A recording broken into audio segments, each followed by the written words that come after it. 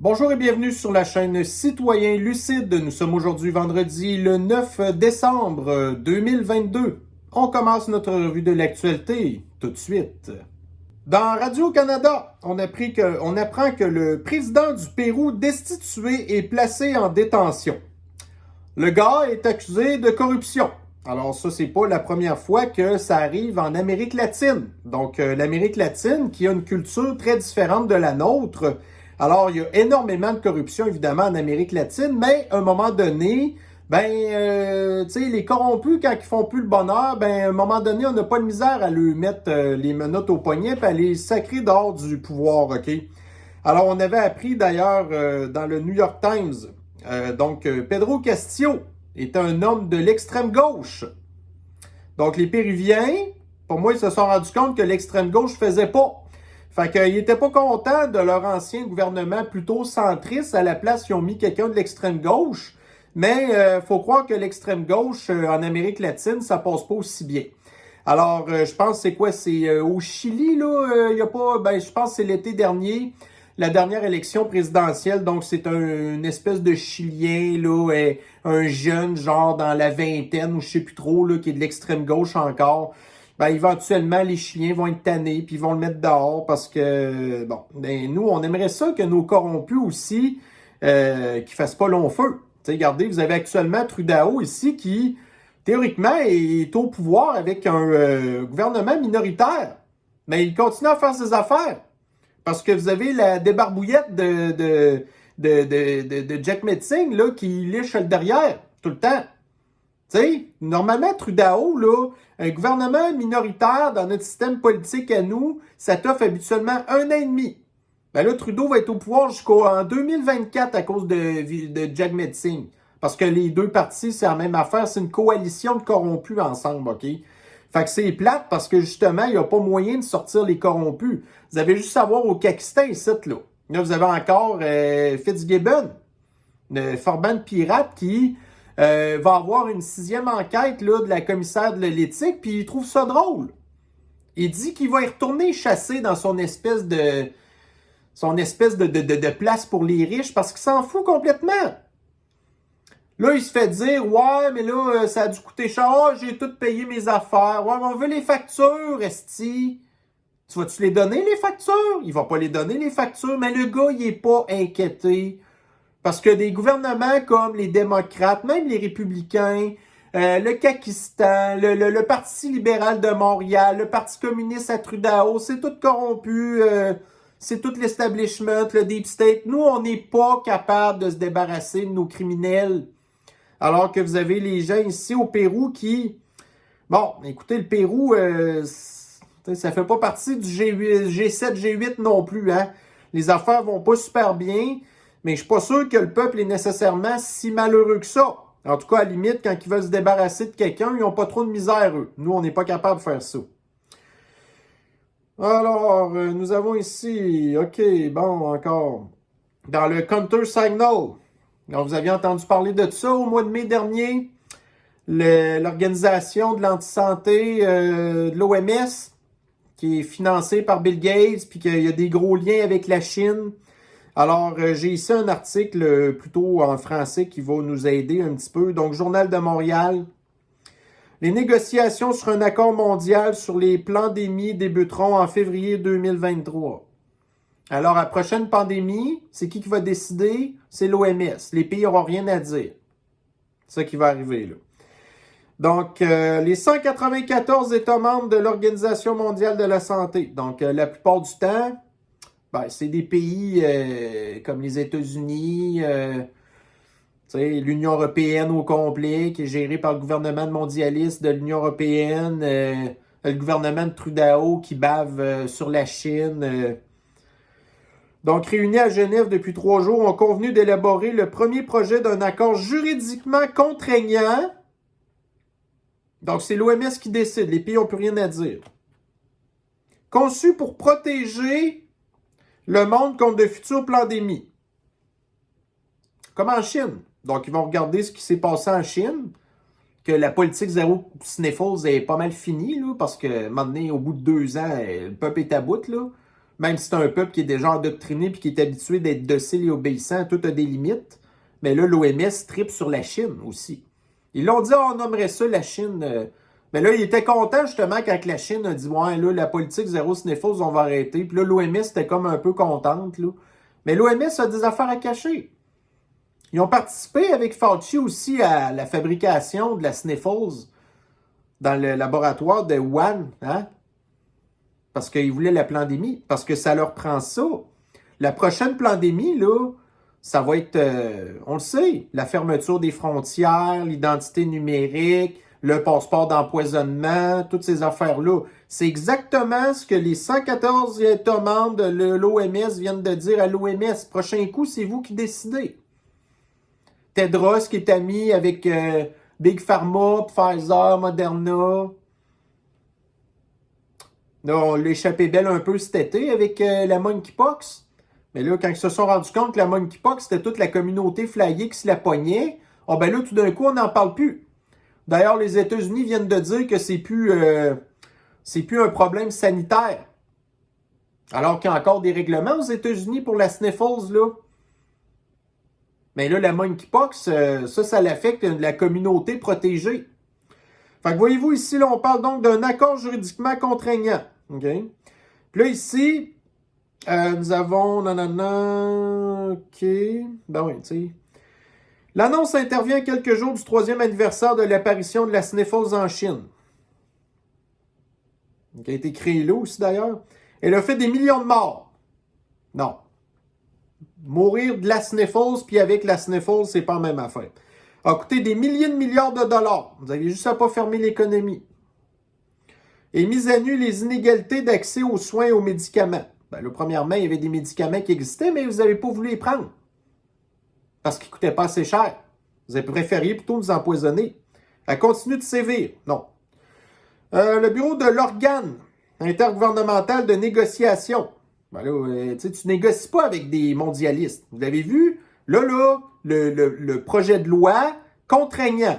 Fait que tu négocies pas avec quelqu'un qui te contraint. Un délégué des 6 sera chargé de négociation. OK. Donc, le processus pour trouver un accord de lutte contre les pandémies a été lancé à fin 2021 à l'unanimité des membres de l'OMS. Tout du monde corrompu. Mais si on était au Pérou, on se serait tous débarrassés de ces gens-là. Donc, le projet de loi est d'adopter un texte contraignant juridiquement au printemps 2024. La décision de nous confier la tâche d'élaborer un avant-projet d'accord sur la pandémie représente une étape majeure sur la voie d'un monde plus sûr. Plus sûr contre quoi? La sniffles, qui n'a rien fait? Là, ils vont nous trouver de quoi toutes les années, là? Là, cette année, ça a été l'histoire des virus respiratoires, la grippe, ainsi de suite. Si l'OMS avait été au pouvoir présentement, on aurait tous été obligés d'aller se faire piquer pour la grippe, là. Puis sinon, autrement, il y aurait le passeport de contrôle absolu pour la grippe. D'ailleurs, j'en avais parlé moi-même. Je l'avais dit qu'éventuellement, la grippe allait remplacer la sniffles parce qu'elle n'est pas assez grave. Fait que si l'OMS avait été au pouvoir cette année, là, c'est eux qui auraient décidé. On aurait été encore dans la merde à cause d'eux, là. Ensuite, OK, bon, voyez-vous, là, les représentants du gouvernement ont souligné que tout futur accord sur la pandémie devrait tenir compte de l'équité. Fait que là, on est dans le woke, OK? Renforcer la préparation, donc ça veut dire préparer les camps sniffles. Assurer la solidarité, fait que ça veut dire que les mondialistes doivent écouter, ben en fait, tous les pays membres doivent écouter l'organisation mondialiste, fait que ça, c'est de la solidarité. Promouvoir une approche pansociétale, fait que ça veut dire qu'il faut que ça soit appliqué sur toute la société, et pan-gouvernemental. Donc, le gouvernement mondialiste va tout décider. Mais l'histoire du nouvel ordre mondial, ça n'existe pas. Et respecter la souveraineté des pays. Donc, on fait un projet de loi contraignant, mais on va respecter la souveraineté des pays. Bon, oui, vraiment, on est sûr de ça. Tout à fait sûr de ça.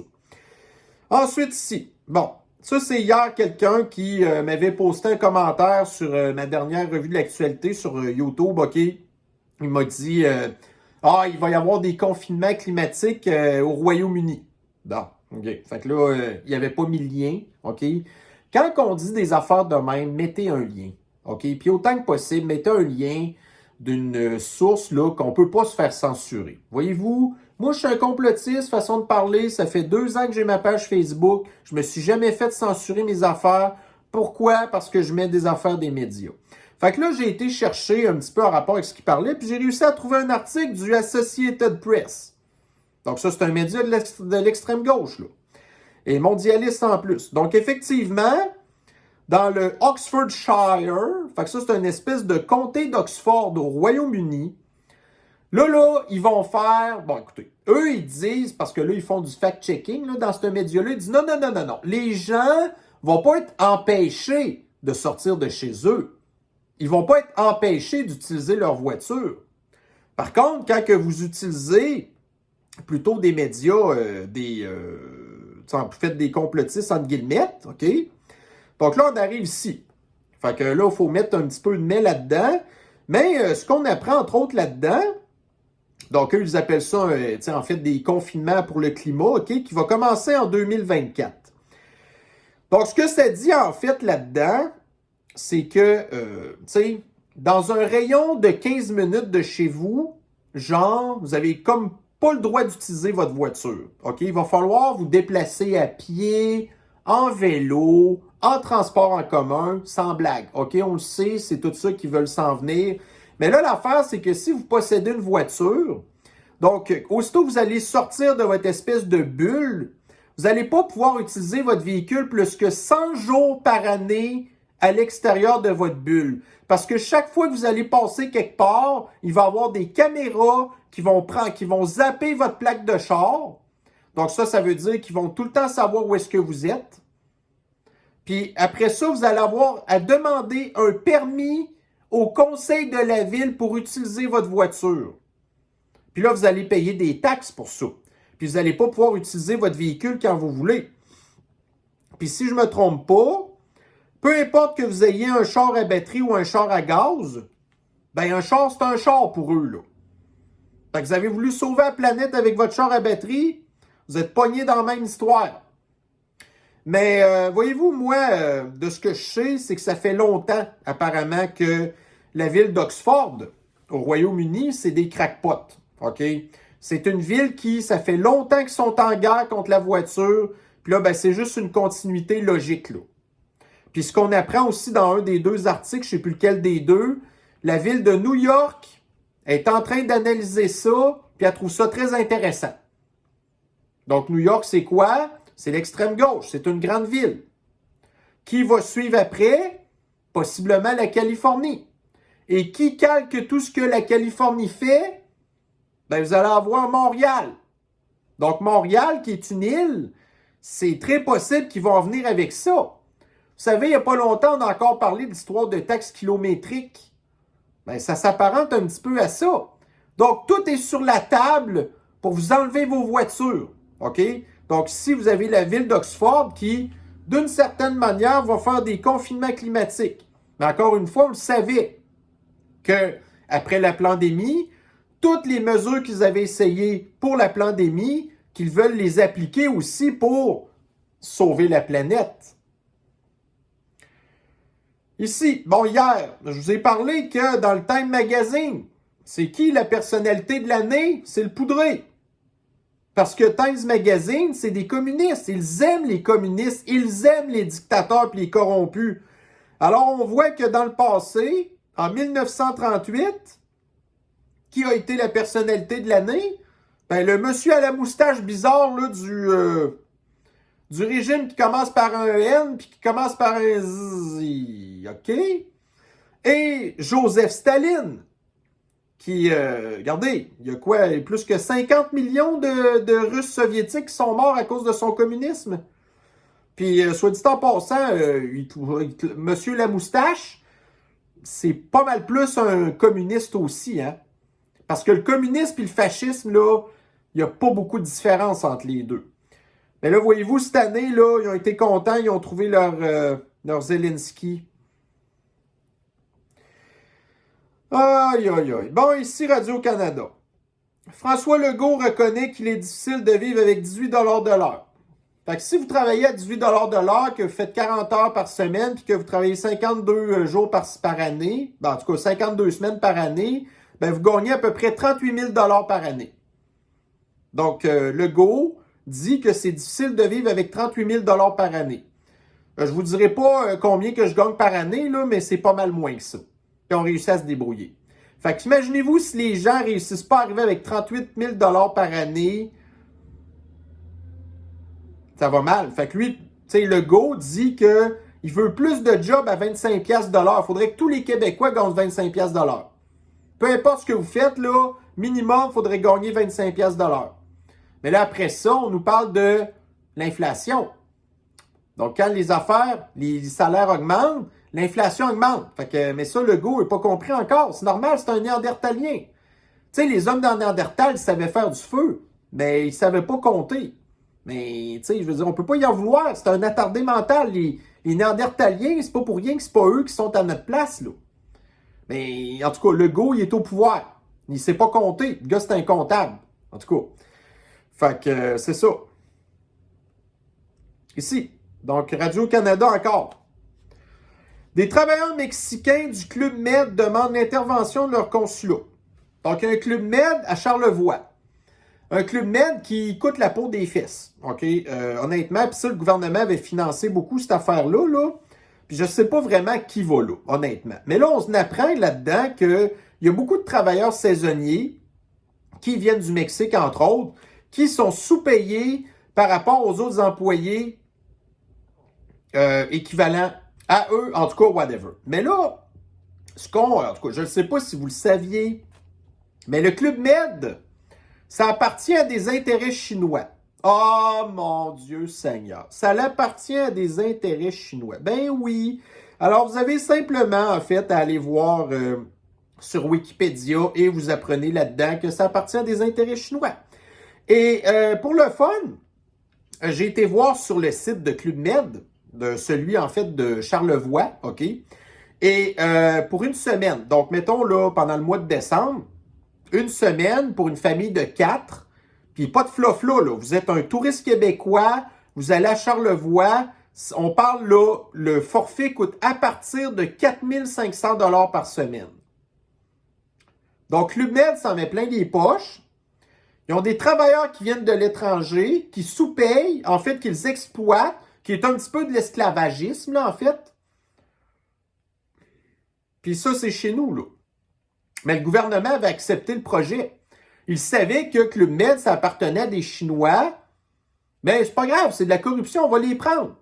Après ça, ils prennent des esclaves qui viennent du Mexique. Pas de problème non plus. En tout cas, mais ça, qu'est-ce que vous voulez? Par la suite, nous avons ici, OK, donc la presse.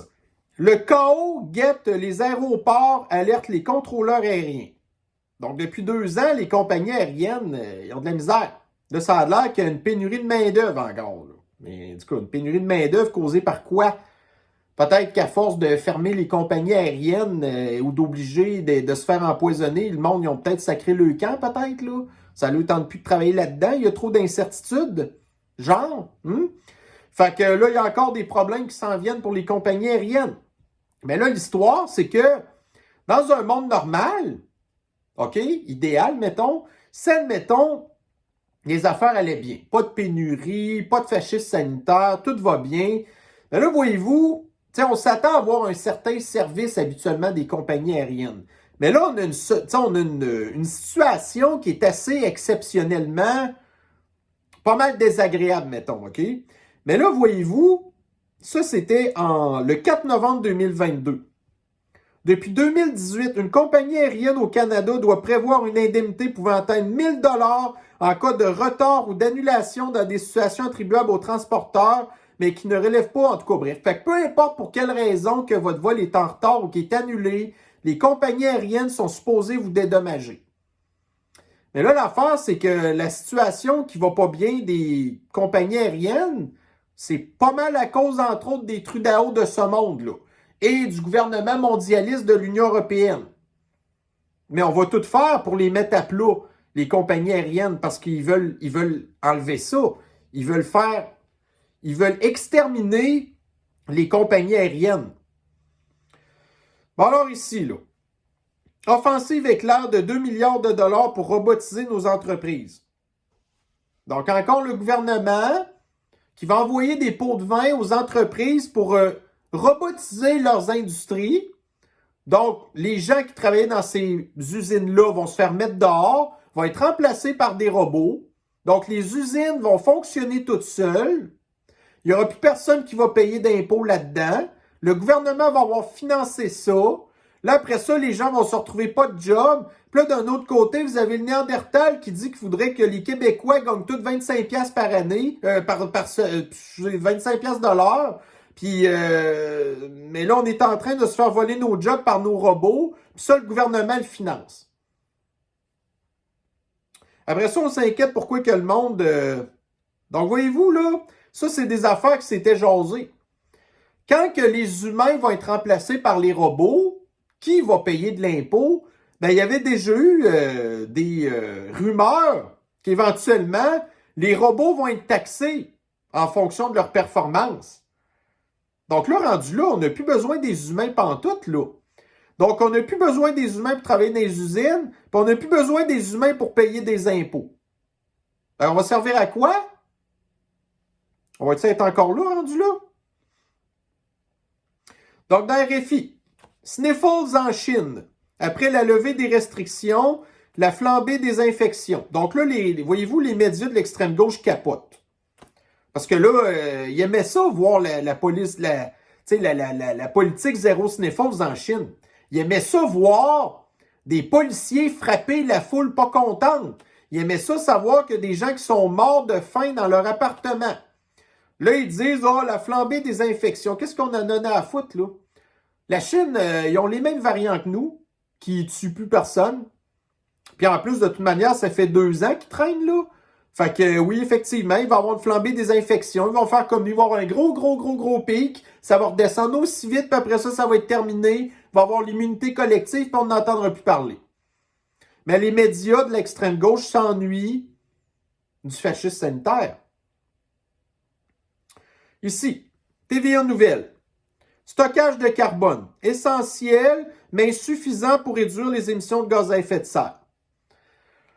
Donc, on va vendre nos chars, on n'aura plus de chars, ça ne sera pas assez. On va arrêter de manger de la viande, on va manger des bébites, ça ne sera pas assez. On va prendre une douche par semaine, ça ne sera pas assez. On va baisser notre chauffage à 12 degrés en plein hiver, ça ne sera pas assez. C'est quoi qui va rester, là? Ben, il va rester ici. Ici, Radio-Canada. Ne pas avoir d'enfants pour sauver la planète, un discours qu'il faut nuancer. Fait que, regardez, j'ai même pas lu l'article, là. Fait que ce que probablement Radio-Canada va dire, c'est empêchez-vous pas d'avoir des enfants. Par contre, il faut que vous leur dites pas avoir de char, pas manger de viande, vous affamer, manger un repas par jour, pas sortir, pas voyager, rien faire. Vous achetez une paire de jeans aux 10 ans. Ça, si vous faites ça, vous pouvez avoir des enfants. Je suis pas mal sûr que ça ressemble à ça. Et dans le devoir, environnement, faut-il cesser de faire des enfants pour sauver le climat? Ben, on n'est pas loin de là. Voyez-vous ici, là, ça, c'est des publicités que je vois passer régulièrement sur YouTube, OK? Les compagnies pétrolières qui disent « Ah, voyez-vous, on fait des gros efforts pour diminuer nos émissions, puis tout ça. On fait justement, entre autres, du stockage de carbone, blablabla. Bla, bla, bla. » Et ici, vous avez TVA Nouvelles. Le stockage de carbone, c'est pas assez. Parce qu'ils sont jamais contents. Il va falloir qu'on se débarrasse des médias. Parce qu'eux, ils sont pas très bons pour l'environnement non plus, hein? Et à quoi ils servent, ces gens-là? Tu sais, les médias, en bout, ça sert à rien. Je veux dire, ça fait juste émettre des gaz à effet de serre. Tu sais, les bureaux de TVA, c'est chauffé à l'année, ça? C'est allumé à l'année, ça? Ben, c'est du gaspillage. Il va falloir arrêter ça. On n'a pas besoin des médias pour vivre. Donc, il va falloir se débarrasser des médias tout de suite. C'est ça que ça veut dire. Éventuellement, en tout cas. Idéalement. Bon, alors ici, hier, je suis tombé sur des petites vidéos comparatives YouTube très intéressantes et avec des données très scientifiques qui ont comparé un pick-up, en tout cas, une espèce de pick-up électrique et une espèce de un pick-up au diesel qui tire des roulottes, OK? Et puis là, on essaie de comparer un petit peu leur efficacité un par l'autre, OK? Donc, dans le cas du diesel, ben, le camion diesel l'emporte haut la main, OK? Et la même chaîne ont déjà fait aussi un autre comparatif entre un pick-up au gaz puis un pick-up électrique. Et encore une fois, le pick-up au gaz l'a emporté haut la main. OK? Donc, quand on vient nous faire croire, quand le culte des véhicules à batterie nous font croire que les véhicules à batterie, c'est super efficace, c'est pas vrai.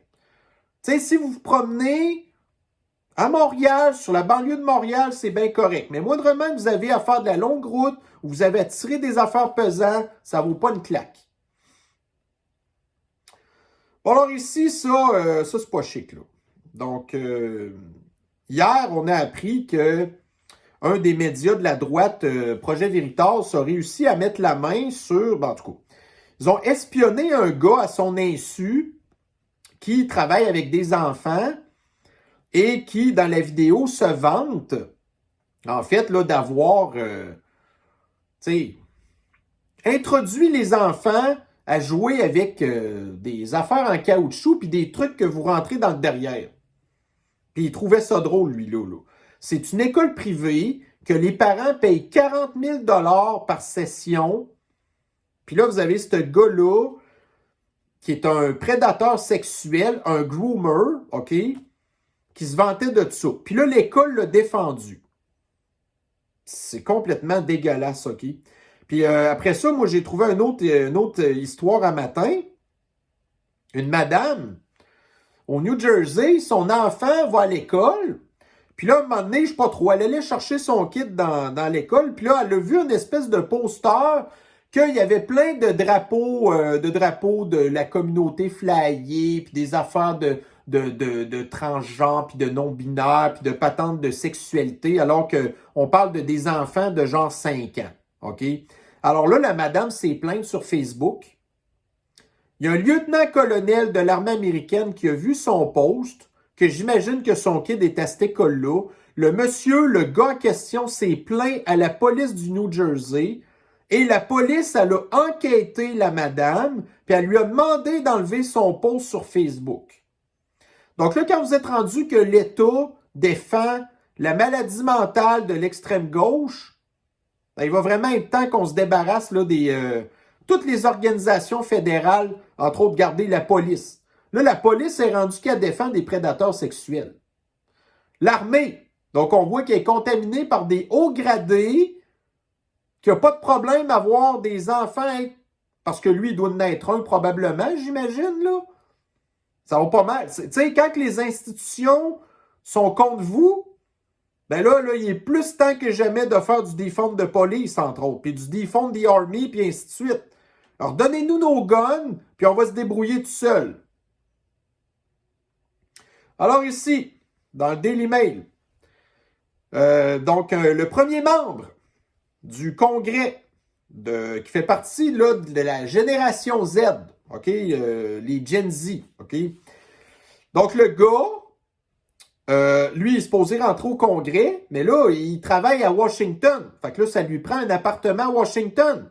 Mais le gars, tu sais, il faut louer un appartement, donc il faut faire une enquête de crédit. Le gars, il passe pas au crédit parce qu'il y a une cote de crédit pourrite. Écoutez, c'est ça que ça fait. Quand on ne s'est pas occupé de bien vous élever puis de bien vous préparer dans la vie, ben là, le gars, là, il a scrappé son crédit puis il a 25 ans. Fait que là, il ne sait pas ce qu'il va aller vivre. Là, après ça, il vient dire, il fait à croire qu'il a scrappé son crédit pendant qu'il faisait sa campagne électorale parce qu'il était comme chauffeur Uber. En tout cas, regarde, moi je m'excuse mon petit bonhomme, mais c'est pas parce que tu gagnes pas beaucoup d'argent que tu as une cote de crédit mauvaise. C'est juste parce que tu n'apprends pas à payer tes affaires sous le sens du monde. Mais encore une fois, voyez-vous la couleur du gars, il va encore parler de racisme. Que le système capitaliste est raciste, ainsi de suite. Puis qu'il n'est pas équitable. Puis qu'il devrait avoir le droit de loader ses cartes de crédit puis de pas les rembourser. Parce qu'il y a un privilège. Parce qu'il est un fils de descendant d'esclaves. Genre. Ça c'est l'extrême gauche, là. Fait qu'au lieu de se reprendre en main, il va plutôt blâmer, encore une fois, les suprémacistes blancs. Bon, ici, dans le Daily Mail. Fait que, regardez, les 2 dernières années, les politiques de fascistes sanitaires ont scrappé notre système immunitaire, ainsi de suite. Fait que là, cette année, la grippe est revenue, les virus respiratoires, des affaires de même. Fait que là, les hôpitaux aux États-Unis sont remplis. Mais on voit que là où c'est le plus rempli, ben, c'est dans la côte est américaine. Là où pourtant, New York, ainsi de suite, il y a le plus de fascistes sanitaires.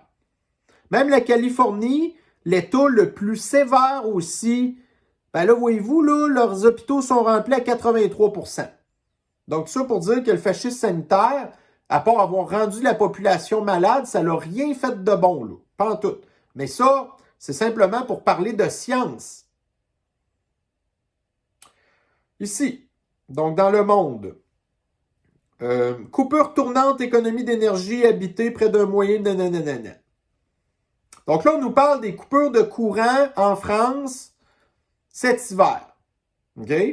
Donc, le gouvernement a demandé à la population de réduire sa consommation, ce qu'ils ont fait. Donc, la baisse de la consommation moyenne d'électricité s'amplifie 8,3% sur une semaine. C'est immense. Mais au même titre que pendant le fascisme sanitaire, le gouvernement ne s'attendait pas à ce que la population allait autant collaborer. Donc, quand il y a eu 80% de la population empoisonnée, ben là, c'était devenu 90%. Puis quand c'était devenu 95%, c'était pas encore assez. Donc là, la population française fait des efforts extrêmes pour baisser sa consommation d'essence s'ils l'ont fait.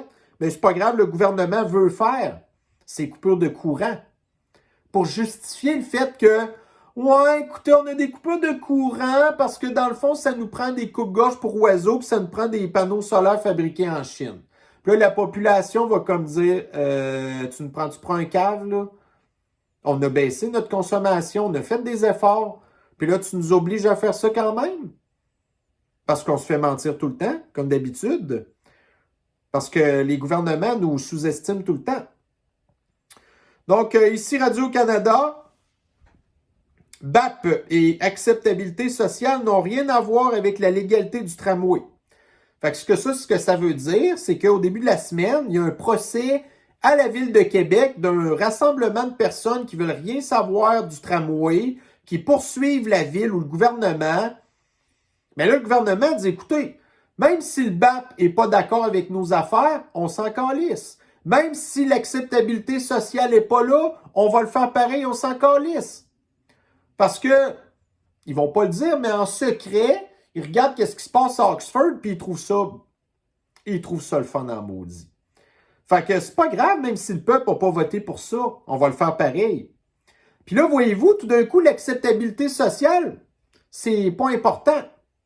Mais quand ça venait le temps, par exemple, le pipeline de Énergie Est, qui était supposé partir de l'Alberta jusqu'à les provinces de l'Atlantique, là, il n'y a pas d'acceptabilité sociale. Donc là, Legault a dit, on le fera pas. Puis quand il y a eu aussi le projet de GNL, l'espèce de pipeline qui était supposé passer là, pour aller jusqu'au Saguenay, Legault dit qu'il n'y a pas d'acceptabilité sociale. Fait qu'on va pas faire le projet. Ben là, il n'y a pas d'acceptabilité sociale pour le tramway, on va le faire pareil. Parce que ça sert un agenda. L'agenda 2030. Journal de Québec. La taxe sur le vapotage va doubler au Québec. Fait que là, les jeunes ne fument plus de cigarettes. À la place, ils vapotent. Le gouvernement n'est pas content. Parce que le gouvernement, il n'a pas le monopole du vapotage. Il a le monopole du pot. Fait que le gouvernement ne va pas doubler la taxe sur le pot. Mais non. Parce que ça, ils font de l'argent avec ça. Mais le vapotage, ça les dérange. Fait que là, les jeunes ne fument plus de top, vapoter. Fait que là, au pire quoi? Les jeunes, au lieu de vapoter, ils vont fumer du pot. Puis là, si j'en ai encore un calice qui chiale sur le fait que le pot, c'est bon pour la santé, puis tout, là, Chris, on va pas repartir le style débat, OK? Mais ce que je veux dire avec ça, c'est que là, c'est ça. Fait que si les jeunes ne vapotent pas, ils vont aller fumer du pot, puis là, le gouvernement va être content de geler la face des enfants, puis les rendre mongols, puis le développement du cerveau qui va ralentir. puis qui vont la baisse de testostérone, après ça, la baisse de fertilité, la dénatalisation, la dépopulation. C'est ça qu'ils veulent finalement? Ah, OK, on vient de comprendre. OK, c'est pour ça qu'ils font ça. OK, bon, ici, dans le Journal de Montréal, immigration. Le Québec aura accueilli près de 69 000 nouveaux arrivants cette année.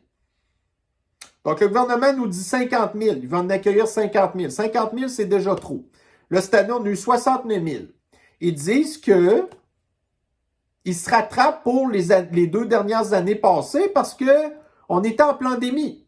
Ah oui, mais regarde, tout était fermé. On n'avait pas besoin de... Fait que là, ils justifient le fait qu'ils dépassent les seuils parce qu'on n'a pas eu les années suivantes que toute la planète était fermée. Fait que là, on a 69 000. On ne sait pas quoi faire avec. On ne sait pas où les placer. Aucune idée. Mais là, en même temps, probablement qu'on va aller faire les travailler au Club Med pour les Chinois qui vont les exploiter, puis le gouvernement va être content. C'est ça qu'ils veulent. Donc, Journal de Montréal. Bye bye, baisse d'impôts. Donc, le gouvernement avait promis des baisses d'impôts parce qu'il voulait avoir les gens qui votaient pour les conservateurs. Fait que nous, on a dit non, écoute bien, là, Néandertalien Legault, on va pas voter pour toi pareil. Mais Legault avait quand même dit, on va baisser vos impôts. Donc là, le budget est en train de se préparer. Plus de baisse d'impôts. Ah, on vous a donné des chèques, là. Plus de baisse d'impôts. Non. Tu avais dit, tu nous donnes des chèques, tu avais dit, tu baisses les impôts. Il n'y aura pas de baisse d'impôts. Encore une promesse que le Parti du Kakistan nous a foutu dans le derrière. Alors ici, contrat de la GRC. Ottawa n'a pas consulté son agence de sécurité des télécommunications. Qu'est-ce qu'on a appris cette semaine? La GRC a acheté du matériel qui est fabriqué en Chine, puis la Chine espionne la GRC. Bien là, il y a une agence qui est spécialisée dans l'analyse des patentes électroniques qui appartient au gouvernement, qui aurait pu aider la GRC. La GRC n'a pas demandé à cette agence-là. Fait qu'encore une agence qui est payée à rien faire, qui est pourtant une expertise là-dedans. La GRC a préféré plutôt vendre nos secrets d'État à la Chine. Puis là, en plus, ce qu'on apprend là-dedans, c'est qu'avant que la GRC fasse cette espèce de, bon, en tout cas, de très mauvais plan-là, on va dire, ils ont eu aussi à s'occuper de remplacer le matériel de sécurité dans les ambassades étrangères. Donc, les ambassades qui sont sur le territoire du Canada, il y a des affaires de sécurité là-dedans aussi. Donc, imaginez-vous que Trudeau a voulu installer du matériel fabriqué en Chine dans les ambassades étrangères. Puis là, les Américains ont appris ça. Puis là, ils ont fait reculer le gouvernement. Imaginez-vous. Fait que comment ça se fait que les Américains, étaient au courant de tout ça, et 2, on voit que c'est pas trop Trudeau qui décide. Quand vous avez l'espèce de vieux sniffeux d'enfants qui appelle Trudeau, les affaires, ça bouge, hein? Donc, d'un côté, vous avez le tsar de l'Empire soviétique qui est capable de trader un trafiquant d'armes par une basketballeuse qui ne sert pas à grand-chose. Ça, Biden, lui, il plie tout de suite. Mais quand Biden appelle Trudeau plie tout de suite. En tout cas, finalement, au moins, ça a pris les Américains pour éviter d'être encore plus espionnés par les Chinois. Ici, dans Radio-Canada, ça c'est drôle. J'en ai parlé la semaine passée, le fameux chat GPT. OK? Donc là, Radio-Canada est une semaine en retard sur les nouvelles, bien sûr, parce que, tu sais... Alors, ils commencent à parler de ça pas mal. Fait qu'ils se sont amusés à faire des trucs genre... on s'est amusé avec chat GPT... on lui a demandé de faire un poème avec une friteuse, des espèces de friteuses à sec, là, je sais pas trop, là, puis là, il se trouvait bien drôle, là, OK? Mais moi, j'ai eu des conversations pas mal plus fun que ça avec lui à matin. Alors, voyez-vous, j'ai demandé un petit peu qu'est-ce que ChatGPT pensait des intelligences artificielles. Donc, j'ai mis plein de vidéos ici, des discussions que j'ai eues avec lui un matin. Fait que moi, comparativement aux médias, qui vont poser des questions innocentes à l'intelligence artificielle puis qui ne comprend pas comment ça marche, ben moi, je m'amuse avec lui puis je teste ses limites. Fait que j'ai vraiment eu bien du fun avec ça. Alors, si ça vous intéresse, en tout cas, allez voir ça. C'est vraiment intéressant, sérieusement, parce que, comme on disait, c'est peut-être ça qui va remplacer Google. Puis l'intelligence artificielle, là, il faut apprendre à travailler avec ça. C'est comme des gens qui pensent que moi, j'ai un char avec une transmission automatique, ça se conduit tout seul. Non, non, non. Tu dois apprendre à conduire avec une transmission automatique. Mais l'intelligence artificielle, c'est la même affaire. Fait que tu peux laisser ta transmission aller ou tu peux apprendre à l'optimiser. Mais moi, le but avec ça, c'est d'avoir des conversations optimisées. En tout cas, moi, personnellement, ça m'intéresse. Fait que, bref, vous verrez si ça vous tente. Ensuite, donc le Monde. Origine de la sniffles. Gare au témoignage du prétendu. Bon, fait que la semaine passée, j'ai partagé un article du Daily Mail où on apprend qu'un ancien gars, genre de l'armée ou je sais plus trop, qui, en tout cas, a fuité, donc c'est un whistleblower, en fait, qui a fuité vraiment que la sniffles vient du laboratoire de Wuhan. Là, vous avez Le Monde, qui est un média de l'extrême gauche français, qui dit « Ah, faites attention à ça, le gars, il n'y a pas de preuves, patati patata. » OK. Donc, les médias de l'extrême gauche nous demandent tout le temps de nous fier sur des témoignages avec aucune preuve qui viennent de l'extrême gauche pour justifier leurs affaires. Mais d'un autre côté, là, vous avez un whistleblower, mais on n'a pas de preuves, on ne croit pas à ça. Ça fait 2 ans qu'on le sait que ça vient du laboratoire de Wuhan, OK? Puis là, en plus, moi, je lui dis, écoutez, là, les médias français, sérieux, fermez vos gueules, OK? Alors là, ici, je les ai arrivés avec un article en dessous de leur commentaire qui est de radiofrance.fr. Le laboratoire P4 de Wuhan, une histoire française. Donc, le laboratoire qui a créé la sniffles, payé par Fauci, le laboratoire, c'est les Français qui l'ont bâti. Donc, indirectement, c'est à cause de la France. Fait que moi, là, si j'étais les médias français qui continuent à essayer de débunker des affaires qui n'ont pas d'allure, là, regardez, fermez votre gueule, là. C'est vous, les Français, qui avez écrit encore ces cristis d'affaires-là. Parce que les Français, ils se crissent le nez partout. OK? Vous savez, regardez, les Américains, là, c'est sale, sale, sale. Mais les Français, crissent que c'est sale aussi. Puis j'ai rien contre la France, là. Moi, je suis, tu sais, écoutez, mon ancêtre vient de la France. Je trouve ça super hot, la France. Mais pas le Deep State. Le Deep State puis l'establishment français, voyez-vous ce que ça a fait, là? Bon, alors, ceci met fin à notre revue de l'actualité d'aujourd'hui. On arrive à la fin de semaine. Pas de revue de l'actualité la fin de semaine, sauf exception. Je vais vous souhaiter une excellente fin de semaine. Amusez-vous bien. Rechargez vos batteries. Changez-vous d'air. Prenez une petite bière, un petit verre de vin, un petit verre de fort, peu importe. Surtout, vous prenez soin de vous et on se revoit la semaine prochaine. Bye bye.